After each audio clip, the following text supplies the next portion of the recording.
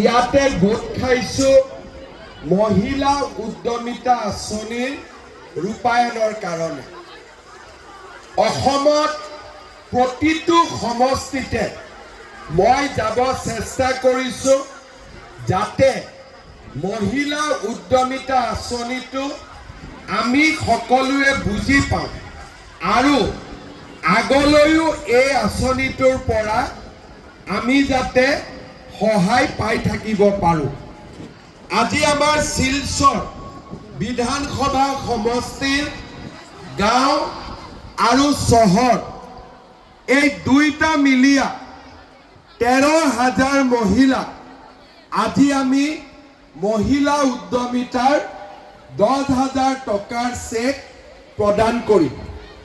এতিয়া এই 10,000 টকাটো পোৱাৰ পিছত আমি কোনে কোনে নতুন মোবাইল কিনিম? হাত দাঙকচোন।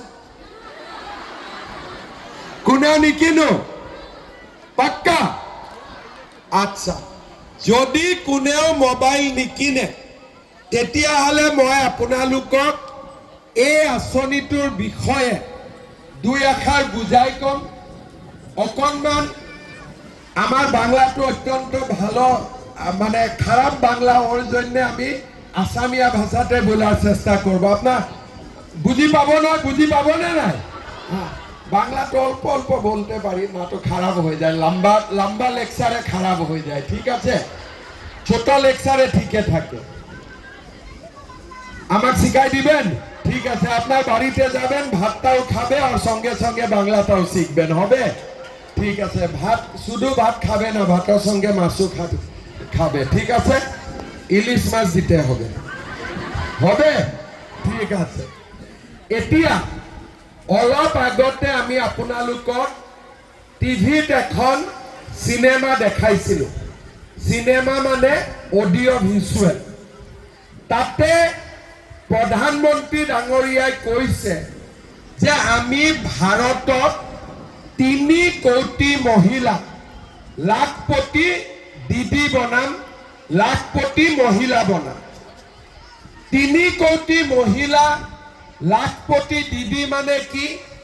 যি মহিলাৰ উপাৰ্জন বছৰত 1 লাখ টকাৰ লেনদেন কৰিব পৰা হয়। মোদী ডাঙৰীয়াই মোক কৈছিলে যে আমাৰ অসমতো আমি 40 লাখ মহিলা আমি লাখপতি দিদি বনাবৰ চেষ্টা কৰিব লাগে।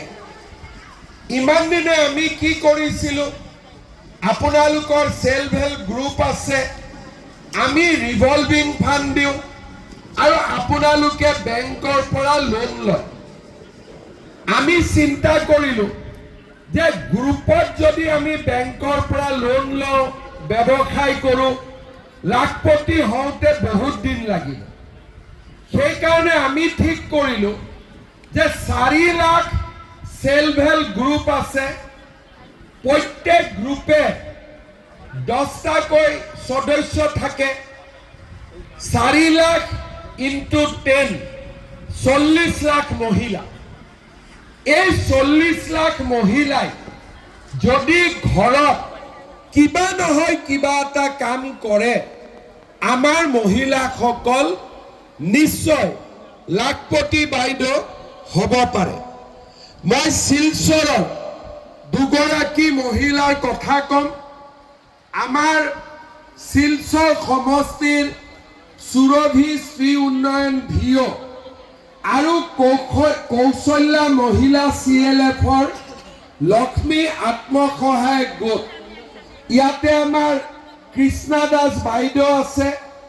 কৃষ্ণা দাস বাইদেৱে গাখীৰ, কণী, মুৰ্গীৰ ব্যৱসায় কৰে আৰু মাসিক 12,000 টকা উপাৰ্জন কৰে। 12,000 কৰি মাহত কৰিলে বছৰত কিমান হ'ল? 1,44,000 টকা। আমাৰ শিলচৰৰে আৰু এগৰাকী মহিলাৰ মই নাম জানো, যাৰ নাম হৈছে তাপসী দেৱ। আমাৰ কৰ্ম উৎসাহী মহিলা ভিঅ আৰু লক্ষ্মী আত্মসহায়ক গ্ৰুপ 69,000 টকা বেংকৰ পৰা লোন লৈ বিজনেছ কৰিছিলে আৰু আজি মাহত 15,000 টকাৰ গাখীৰ দৈ পনীৰ ব্যৱসায় কৰে। 10,000 টকা আমি তিনিটা কামত ব্যৱহাৰ কৰিম। যদি 10,000 টকা সকলোৱে যদি 10,000 টকা গ্ৰুপত দিয়ে, গ্ৰুপত 1 লাখ টকা জমা হ'ব আৰু 1 লাখ টকা জমা হলে আমি গ্ৰুপত বিজনেছ কৰিব পাৰো, বেংকেও আমাক লোন দিব। দ্বিতীয় যে আমি গ্ৰুপত নকৰো, আমি কি কৰিম, অকলে আমি ব্যৱসায় কৰিম, কোনো আপত্তি নাই।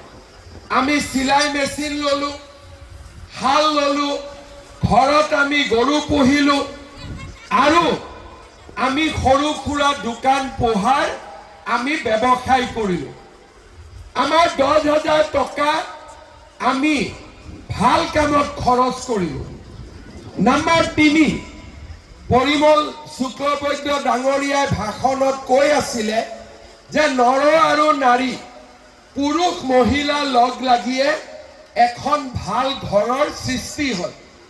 যদি মোৰ হাজবেণ্ডৰ বিজনেছ আছে, সৰু দোকান আছে বা আন কিবা বেপাৰ কৰে, হাজবেণ্ডৰ বেপাৰতো যদি আমি এই 10,000 টকা দি দিওঁ, ঘৰৰে ইনকাম বাঢ়িব।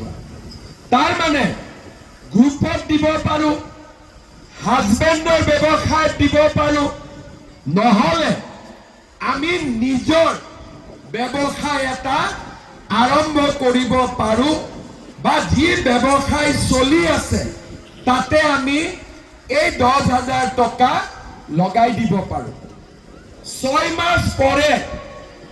মাস পৰে আমি আপোনালোকক আৰু এটা ইনকুৱাৰী কৰিম যে এই 10,000 টকাটো আপোনালোকে ক'ত খৰচ কৰিলে। 1 নম্বৰ, 2 নম্বৰ, 3 নম্বৰ কোনটো কামত খৰচ কৰিলে। যদি আমি দেখো যে এই 10,000 টকাটো আপোনালোকে ভাল কামত খৰচ কৰিছে, অহা বছৰ আমি আপোনালোকক 25,000 টকাকৈ আমি আপোনালোকক দিম। কিমান কৰি দিম? 25,000। বিশ্বাস আছে নে নাই? মই কলে কৰো নে নাই? আমাৰ উপৰে বিশ্বাস আছে কিনা আপনাৰা? 2 নম্বৰ বৰত 25,000 আমি যদি ভাল কৰি খৰচ কৰো, থাৰ্ড টাইম আমি আপোনালোকক 50,000 টকাকৈ আমি আপোনালোকক দিম। তাৰ মানে 10,000 দি ষ্টাৰ্ট হ'ব, 25 আৰু 50,000 লৈ আমি আপোনালোকক লৈ যাম। আৰু যেতিয়া 50,000 টকা, 25,000 টকা, 10,000 টকা, 85,000 যেতিয়া আমি ব্যৱসায়ত লগাব পাৰিম, বেংকেও আমাক সহায় কৰিব। কাৰণ অসমত মহিলাই লোন ললে লোন ঘূৰাই দিয়ে, বেংকে তাক বিশ্বাস কৰে। আজিৰ দিনলৈকে মহিলা আত্মসহায়ক গ্ৰুপে 21,000 কোটি টকা লোন লৈছে। কিমান লৈছে? 21,000 crore, 21,000 কোটি টাকা বেংকৰ পৰা লোন লৈছে আৰু 99% বেংকত টকা ঘূৰাই দিছে।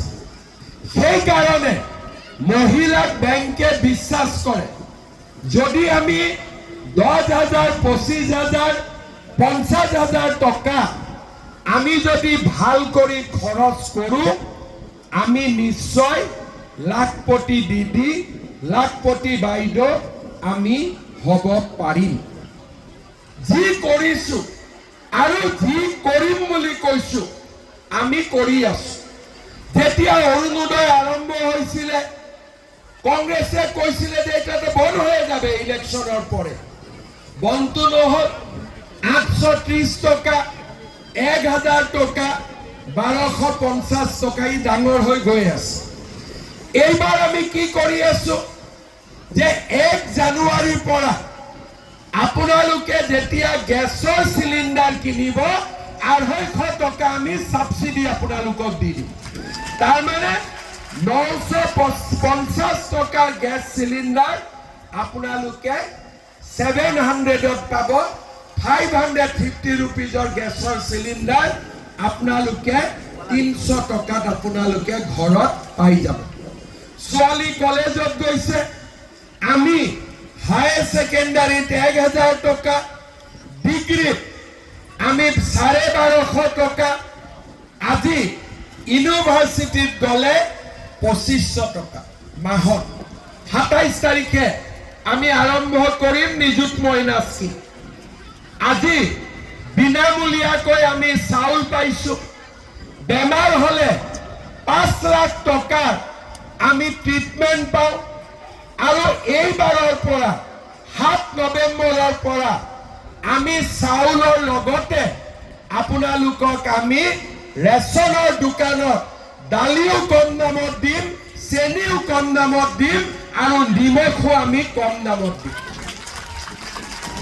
আজি মোক দীপায়নে কৈ আছিলে যে দাদা অৰুণোদয়টা খুব ভালো স্কিম, কিন্তু আমাৰ শিলচৰৰ বহুত মহিলা এতিয়া অৰুণোদয় পোৱা নাই।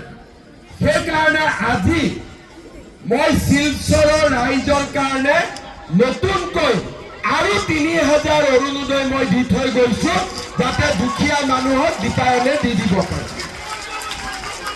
আগতে 30,000 পাই আছে, লগত আৰু 3000 যোগ হ'ব। তাৰ মানে আমাৰ কাম কি যে মহিলাসকলক সহায় কৰা।